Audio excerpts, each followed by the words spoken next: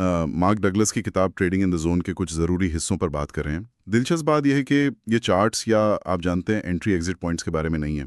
ये असल में उस चीज़ पर फोकस करती है जिसे अक्सर हम अनदेखा कर देते हैं, ट्रेडिंग का मनोवैज्ञानिक पहलू। यानी हमारा दिमाग, हमारी भावनाएं, ये सब बाजार में हमारे फैसलों को कैसे चलाती हैं। तो हमारा मकसद है इन हिस्सों से ट्रेडिंग की मानसिकता के जो मुख्य विचार हैं उनको समझना। चलिए इनको खोलते हैं ज़रा। बिल्कुल। और ये मानसिक पहलू इतना अहम इसलिए है क्योंकि देखिए, जैसा डगलस बताते हैं, ट्रेडिंग में लगातार सफलता सिर्फ अच्छी रणनीति जानने से नहीं आती। ज्यादातर ये इस पर निर्भर करता है कि कोई ट्रेडर अनिश्चितता से कैसे निपटता है, जोखिम को कैसे देखता है, और क्या वो हर ट्रेड के नतीजे से मतलब भावनात्मक रूप से दूरी बनाए रख सकता है।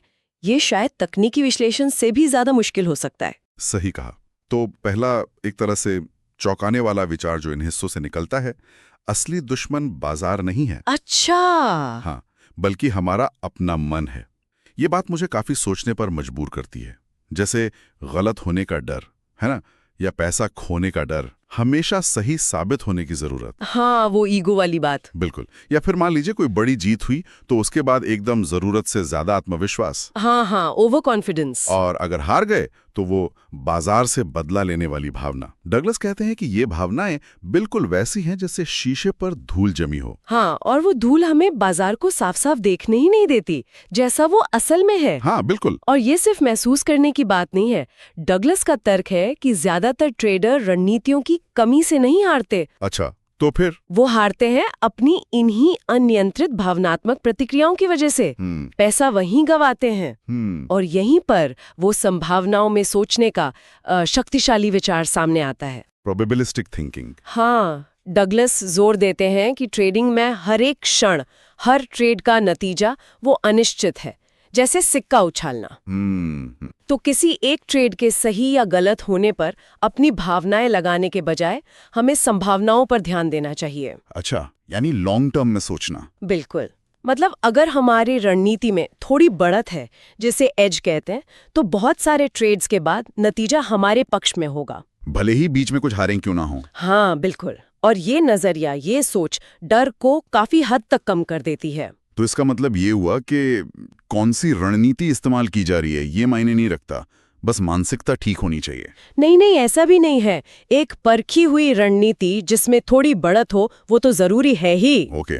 लेकिन डगलस का तर्क ये है कि सही मानसिकता के बिना सबसे अच्छी रणनीति भी बेकार है। क्यों? क्योंकि आपकी भावनाएं आपको उस रणनीति पर टिके रहने ही नहीं देंगी। जरा सा नुकसान हुआ और आप घबराकर बाहर निकल जाएंगे या नियम तोड़ देंगे। समझ गया। यहीं पर वो मानसिकता विकसित करने के लिए 5 मौलिक सत्य बताते हैं। ये काफी दिलचस्प है। हाँ, बताइए। पहला, कुछ भी हो सकता है। बाजार में कभी भी कुछ भी संभव है। ठीक है।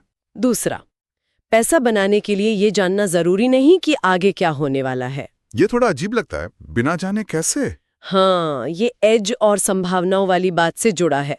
तीसरा, किसी भी रणनीति के तहत जीत और हार का जो क्रम है वो पूरी तरह से रैंडम यानी बेतरतीब होता है। ओके, मतलब कोई पैटर्न नहीं होता जीत हार में। लगातार नहीं। चौथा, एक एज का मतलब बस इतना है कि एक चीज के होने की संभावना दूसरी से थोड़ी ज्यादा है, ये कोई गारंटी नहीं है। अच्छा, सिर्फ एक प्रोबेबिलिटी। हाँ। और पांचवा, बाजार का हर पल अनोखा है, पहले जैसा बिल्कुल नहीं। ये सत्य सुनने में तो सीधे लगते हैं, पर इनको सच में मतलब दिल से अपनाना शायद वही असली चुनौती है। बिल्कुल। जैसे वो पहला सत्य, कुछ भी हो सकता है। हाँ। इसे अगर कोई पूरी तरह मान ले तो उसका मतलब है कि वो अप्रत्याशित को स्वीकार कर रहा है। हाँ, और ये सिर्फ रैंडमनेस मानना नहीं है, ये असल में भविष्यवाणी करने के बोझ से आजादी है। सही बात। ध्यान अटकलें लगाने से हटकर फिर सिर्फ जोखिम प्रबंधन और अपनी रणनीति पर अमल करने पर चला जाता है। बिल्कुल सही कहा। और ये सत्य इसलिए मायने रखते हैं क्योंकि डगलस के अनुसार ये ट्रेडर को हर ट्रेड के नतीजे से भावनात्मक रूप से दूरी बनाने में मदद करते हैं। और अगर हम इसे थोड़ी बड़ी तस्वीर में देखें तो ये इस विचार से जुड़ता है कि हमारे जो गहरे विश्वास हैं, पैसे को लेकर, जोखिम को लेकर, नियंत्रण खोने के डर को लेकर, असफलता को हम कैसे देखते हैं, हाँ, ये सब हमारे ट्रेडिंग व्यवहार को अनजाने में नियंत्रित करते हैं, अवचेतन रूप से। हाँ, डगलस कहते हैं कि जब तक कोई ट्रेडर अपने इन सीमित करने वाले विश्वासों पर काम नहीं करता, जैसे पैसा खोना बुरा है या मुझे हमेशा सही होना चाहिए, वो वही गलतियां बार बार दोहराता रहेगा, चाहे वो कितने भी चार्ट्स पढ़ ले या कितने भी सेमिनार अटेंड कर ले। तो फिर लक्ष्य क्या है? इन अंशों के हिसाब से क्या बनना है हमें? लक्ष्य है एक लगातार सफल ट्रेडर बनना, और डगलस के हिसाब से ये वो ट्रेडर है जिसे अपनी रणनीति और अपनी बढ़त पर अटूट विश्वास है। अच्छा। जो नुकसान को खेल का एक जरूरी हिस्सा मानता है, उससे डरता नहीं, और जो बिना डर, बिना हिचकिचाहट और बिना अति आत्मविश्वास के बस अपने नियमों के अनुसार ट्रेड करता है। इसे ही वो जोन में होना कहते हैं ना? बिल्कुल।